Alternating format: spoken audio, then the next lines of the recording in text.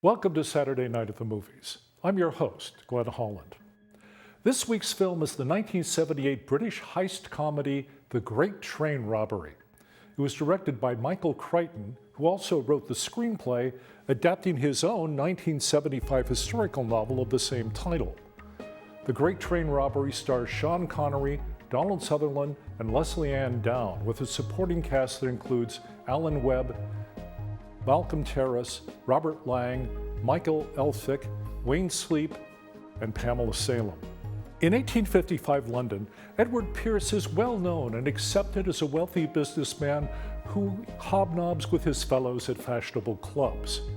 But in fact, Pierce is a master criminal with an outrageous ambition: to rob a train of a load of gold bullion intended for the British troops fighting in the Crimean War against Russia. The gold is locked inside two heavy safes in a baggage car, and each safe is fitted with two locks. The four keys to the safes are kept separate. Two are held by two different directors of the bank, Huddleston and Bradford, and two are locked away in the Southeastern Railway office. To carry out this daring plan, Pierce depends upon the help of his mistress Miriam and enlists a pickpocket and screwsman, a safecracker, named Robert Agar. With his team assembled, Pierce sets to work. First, they must obtain access to each of the four keys and make wax impressions of each and return them to their place so no one will know they have been copied. If and when they manage to do this, they must then find a way to get someone into the baggage car with the safes, open them, put the gold into bags, and get the bags to waiting accomplices, all while the train is speeding along the track from London to Folkestone.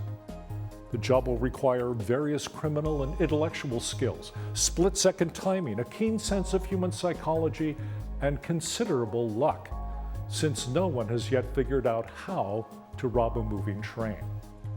Michael Crichton was a man of many talents, most notably as a director, screenwriter, and a prolific novelist.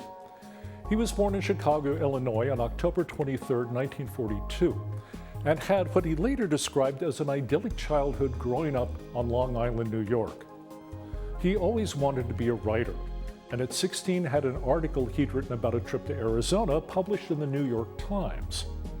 He graduated from Harvard College with a degree in biological anthropology in 1964 and was a guest lecturer in anthropology at Cambridge University in 1965 before entering Harvard Medical School.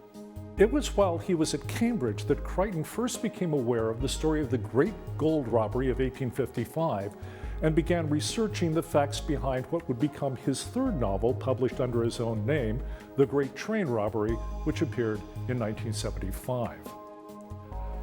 But The Great Train Robbery was in fact Crichton's 13th novel. He wrote 8 pulp novels under the pseudonym John Lang between 1966 and 1972, a medical thriller under the name Jeffrey Hudson in 1968, and another novel with his brother Douglas under a pseudonym combining their first names, Michael Douglas, in 1970. After he graduated, Crichton decided to write rather than enter medical practice. His first novel under his own name was another medical thriller, The Andromeda Strain, published in 1969 and adapted into a movie directed by Robert Wise in 1971. Crichton began writing for films with a screenplay for Extreme Close-Up in 1973, the same year he both wrote and directed Westworld, starring Yul Brynner, Richard Benjamin, and James Brolin.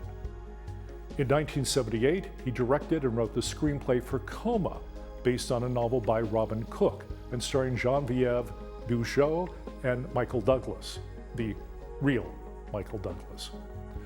When Crichton later felt the British and Irish crew for The Great Train Robbery didn't respect him as a director, he was only 36 and an American, he had them watch Coma. It worked.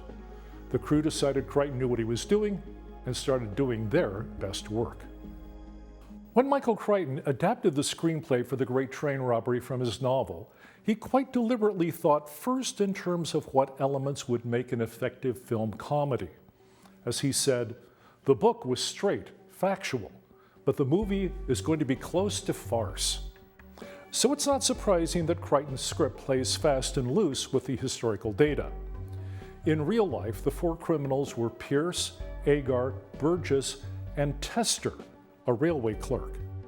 The lovely Miriam, unfortunately, was entirely a product of Crichton's imagination.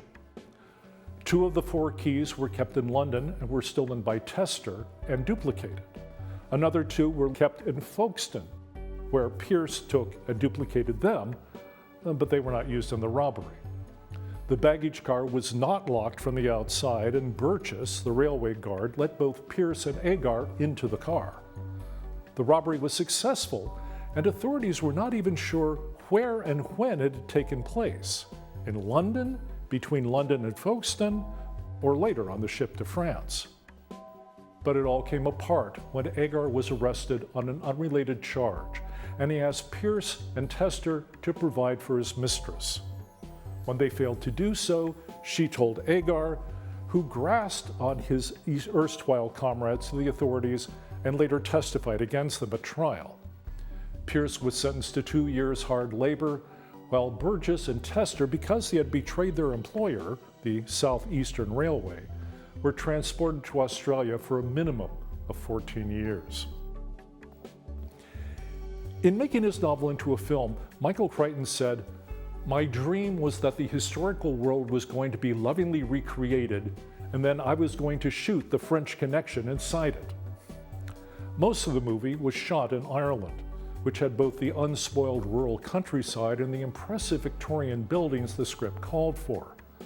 The budget was $7 million, making it Crichton's most expensive motion picture to that point, with 1/10 of the budget spent on a single set, the recreation of London's Strand in the mid-19th century. The sequence when Sean Connery, as Edward Pierce, works his way along the top of the train from his passenger car to the locked baggage car recalls his days as James Bond, a role he had last played in Diamonds Are Forever 3 years earlier.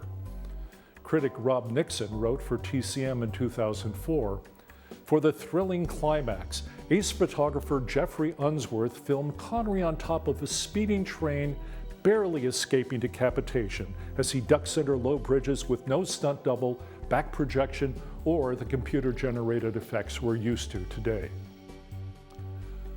The scenes were shot over several days. The tops of the train cars had been treated with grit, and Connery wore soft-soled shoes to keep him from slipping.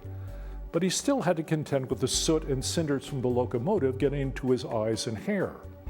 At one point, director Crichton's own hair caught on fire from an ember. Connery, who was 48 at the time, had been assured the train would only travel at about 35 miles per hour during the shoot. But Connery was convinced it was going faster. As it turned out, the train's engineer was counting telegraph poles to calculate the speed and got his figures wrong. The pilot of a helicopter that was used to film the sequence confirmed that the train was really going over 55 miles per hour. Despite close calls, Connery completed the sequence unscathed, but he would later have to face his wife McLean's anger that he agreed to do such dangerous stunt work in the first place. The Great Train Robbery was released in Britain under the title The First Great Train Robbery to differentiate it from two other events. First, from Edward S. Porter's silent movie of the same name that is generally considered the first movie Western, and then the later Great Train Robbery of £2.6 million from a Royal Mail train between Glasgow and London on August 8, 1963. Critical reaction to the film was mixed. Critics applauded its light and comical tone, its lush Victorian setting, and its action sequences, but expressed disappointment with what some considered too slow a progression to the robbery itself. Charles Champlin in the Los Angeles Times, for example, called The Great Train Robbery an intelligent and handsome work. It is just a little slow, dull, and bloodless, pure Victorian, when a dash or two of Elizabethan vivacity couldn't have hurt. Roger Ebert of the Chicago Sun-Times, like many other critics, praised Sean Connery's performance, although not, like them, for his daring stunt work. Instead, Ebert said Connery is one of the best light comedians in the movies and has been ever since those long ago days when he was James Bond. Please join us again next time for another Saturday Night of the Movies. I'm Glenn Holland. Good night.